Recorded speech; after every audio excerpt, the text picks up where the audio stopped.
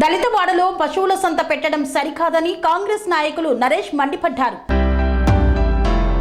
Dubbaka camp కార్యాలయంలో కాంగ్రెస్ నాయకుడు నరేష్ మాట్లాడుతూ దుబ్బాక ఎమ్మెల్యే క్యాంపు కార్యాలయానికి అడ్డుగా ఉందని, పశువుల సంతను దళితవాడకు మార్చారని మండిపడ్డారు. దుబ్బాక మున్సిపల్ కమిషనర్ను బెదిరించి పశువుల సంతను పట్టణంలోని దళితవాడకు మార్చారని, దళితులపై ఉన్న ప్రేమ ఇదేనా అని ప్రశ్నించారు.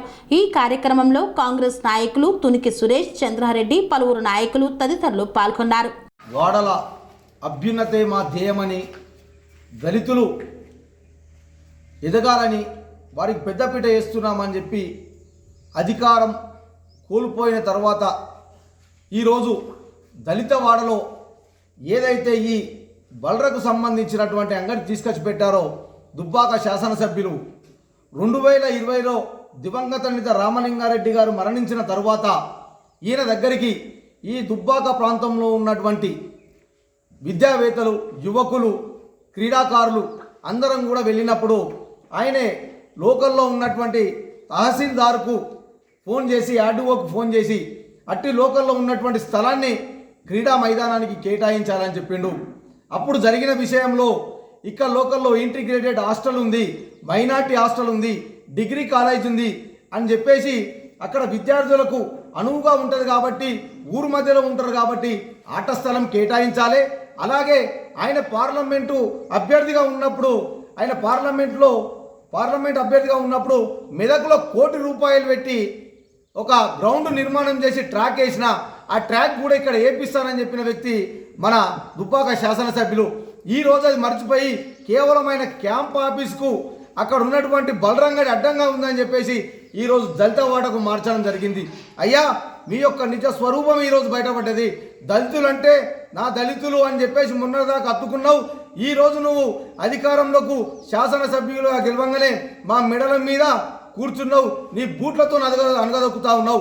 మొన్నటిదాకా ఆ స్థలం క్రీడాకారులకే వేయాలి, క్రీడ కోసం వేయాలని చెప్పేసి నీ అనుచరులకు క్రీడా మైదానం కింద దాని కింద ₹10 లక్షల పెట్టి క్రీడా మైదానంలో 10 లక్షలు శాంక్షన్ చేయించావు.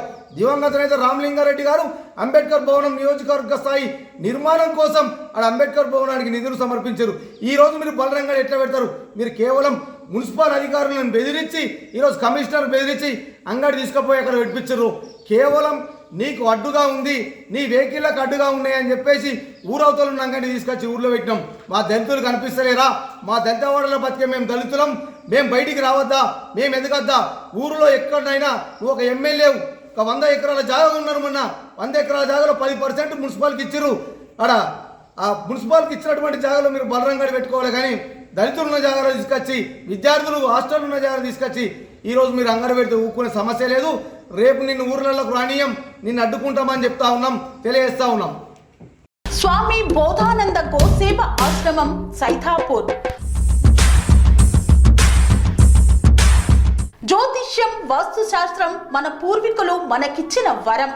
దుర్గాదేవి, కాలభైరవ ఉపాసనతో వాక్సిద్ధి పొందిన శ్రీ శ్రీ బోధానందగిరి స్వామివారు మీకు ఎలాంటి సమస్యలున్నా, వాటిలో ముఖ్యంగా ధన నష్టం, ఆరోగ్య నష్టం, భార్యాభర్తల మధ్య గొడవలు, ప్రేమించుకున్న వారు దూరం అవడం, ఎన్ని సంబంధాలు వచ్చినా పెళ్లి ముడి పడకపోవడం, రోడ్డు ప్రమాదాలు, అప్పుల బాధలు, వ్యవసాయంలో నష్టాలు, పెద్దల మాట పిల్లలు వినకపోవడం, ఆరోగ్య శాంతి, గృహశాంతి, మనశ్శాంతి లేకపోవడం, ఇలాంటి సమస్యలు ఉన్నట్లయితే ఒక్కసారి స్వామీజీని కలవండి.